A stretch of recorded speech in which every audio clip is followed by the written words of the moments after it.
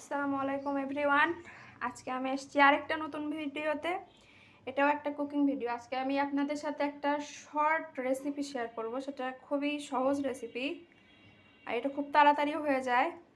তো এটা বানাতে কি কি লাগে সেটা আগে আপনাদেরকে বলে দিই। আমি এখানে একটা মাছ বেছে নিয়েছি, আর একটা ডিম, পেঁয়াজ, মরিচ আর লবণ, ব্যাস এইটুকু হয়ে গেলে আজকে রেসিপিটা হয়ে যাবে, আর কিছু লাগবে না। তো চলুন রেসিপিটা আমরা শুরু করি। তো প্রথমেই চুলায় আমি তেল গরম দিয়ে দিছি। তো এটা হচ্ছে সরিষার তেল দিছি আমরা, আপনারা চাইলে সয়াবিন তেল দিতে পারেন। তো প্রথমেই তেলে আমি পেঁয়াজটা দিয়ে দিচ্ছি।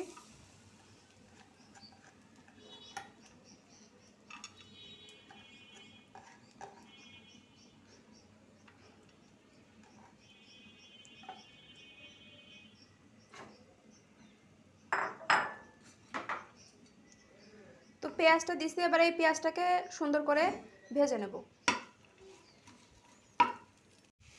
তো পেঁয়াজটা ভাজা হয়ে গেছে, দেখতেই পাচ্ছেন। তো এই পেঁয়াজের মধ্যে এবার দিয়ে দেব কাঁচামরিচ। তো যে যেরকম ঝাল খান সে সেরকম কাঁচামরিচ দেবেন। আমি 2টা দিছি, আপনারা চাইলে আরও বেশি দিতে পারেন। তো এই পেঁয়াজটাকেও মরিচ আর পেঁয়াজটাকেও একসাথে একটু ভালো করে ভেজে নেব।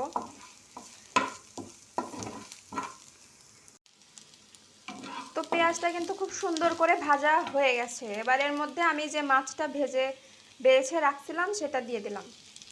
তো পুরাটাই দিয়ে দিলাম। এবার এটাকেও একটু এই পেঁয়াজের সাথে ভালো করে মিশিয়ে নেব।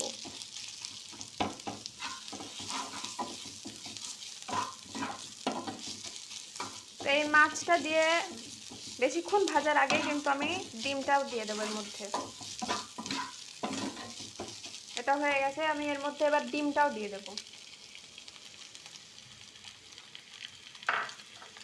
আর লবণটা দিয়ে দেবো, স্বাদ মতো লবণ দিচ্ছি, আপনারা আপনাদের প্রয়োজন মতো লবণ দিয়ে দেবেন। এবার এটাকে সব কিছুকে একসাথে সুন্দর করে ভেজে নেব। তো আমার রেসিপিটা কিন্তু হয়ে গেছে। আমি এবার এটাকে সার্ভ করে নেব, সার্ভ করে আপনাদের সাথে শেয়ার করছি। তো আমার রেসিপিটা হয়ে গেছে, দেখতেই পাচ্ছেন। কেমন হয়েছে আমাকে জানাবেন কমেন্ট করে। তো এরকম আরও ইজি রেসিপি চাইলে, শর্ট রেসিপি চাইলে আমাকে কমেন্ট করতে পারেন। আমি আরও এরকম ইজি রেসিপি আপনাদের সাথে শেয়ার করব। ভালো লাগলে লাইক করবেন, একটা কমেন্ট করবেন, আর সাবস্ক্রাইব করে পাশে থাকবেন। আজকের মতো এখানেই শেষ করছি।